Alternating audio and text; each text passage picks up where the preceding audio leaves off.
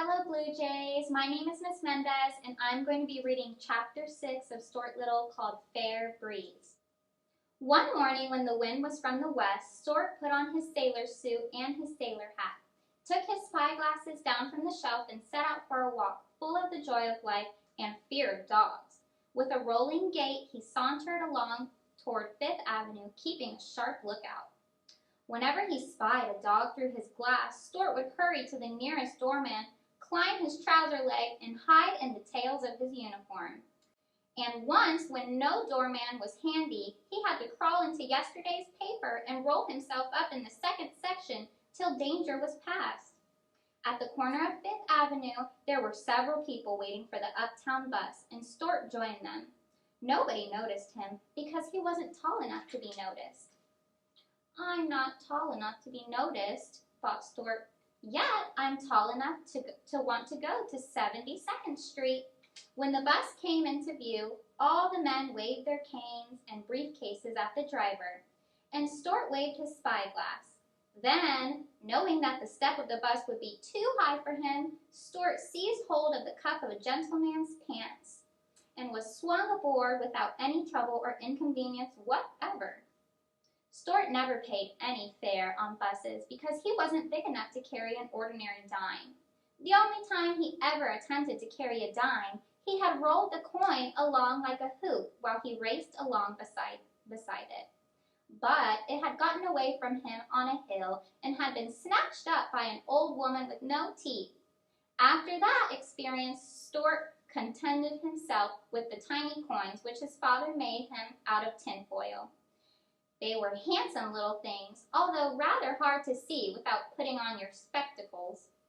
When the conductor came around to collect the fares, Stork fished in his purse and pulled out a coin no bigger than the eye of a grasshopper. "What's that you're offering me?" asked the conductor. "It's one of my dimes," said Stork. "Is it now?" said the conductor. "Well, I'd have a fine time explaining that to the bus company. Why, you're no bigger than a dime yourself." "Yes, I am," replied Stork angrily. "I'm more than twice as big a dime. A dime only comes up to here on me." And Stork pointed to his hip. "Furthermore," he added, "I didn't come on this bus to be insulted." "I beg pardon," said the conductor. "You'll have to forgive me, for I had no idea that in all the world there was such a small sailor." "Live and learn," muttered Stork, startly putting his change purse back in his pocket. When the bus stopped at 72nd Street, Stork jumped out and hurried across to the sailboat pond in Central Park. Over the pond the west wind blew, and into the teeth of the west wind sailed the sloops and schooners, their rails well down, their wet decks gleaming. The owners, boys, and grown men raced around the cement shores, hoping to arrive at the other side in time to keep the boats from bumping.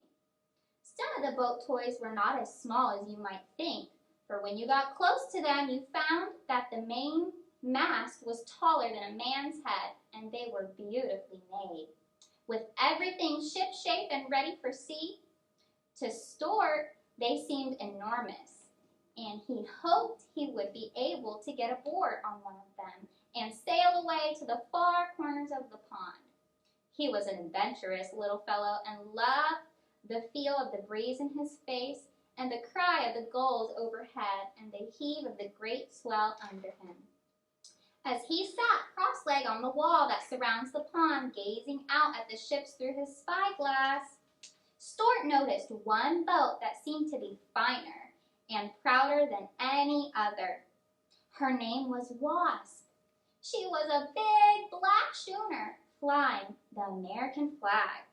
She had a clipper bow, and on her foredeck was mounted a 3-inch cannon. "She's the ship for me," thought Stork, and the next time he sailed, he ran over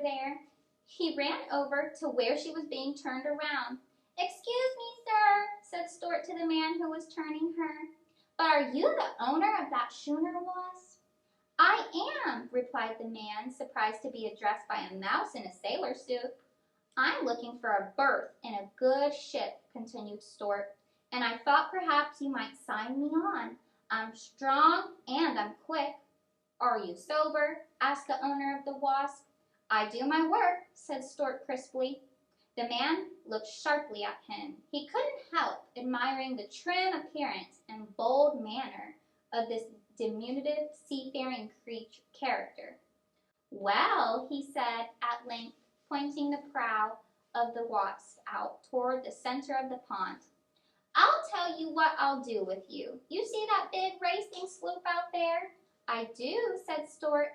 That's the Lillian B. Womrat, said the man, and I hate her with all my heart. Then so do I, cried Stork loyally. I hate her because she is always bumping into my boat, continued the man, and because her owner is a lazy boy who doesn't understand sailing and who hardly knows the squeal of a squid. Or a jib from a jibe, cried Stork. Or a luff from a leech, bellowed the man. Or a deck from a dock, screamed Stork. Or a mast from a mist, yelled the man. But hold on now, no more of this. I'll tell you what we'll do. The Lillian B. Womrat has always been able to beat the Wasp sailing. But I believe that if my schooner were properly handled, it would be a different story. Nobody knows how I suffered, standing here on shore, helpless, watching the Wasp blunder along, when all she needs is a steady hand on her helm. So, my young friend, I'll let you sail the Wasp across the pond and back if you can beat the detestable sloop. I'll give you a regular job. Aye, aye, sir, said Stork, swinging himself aboard the schooner and taking his place at the wheel. Ready about? One moment, said the man. Do you mind telling me how you propose to beat the other boat? I intend to crack on more sails, said Stork. Not in my boat, thank you, replied the man quickly. I don't want you capsizing in the squall.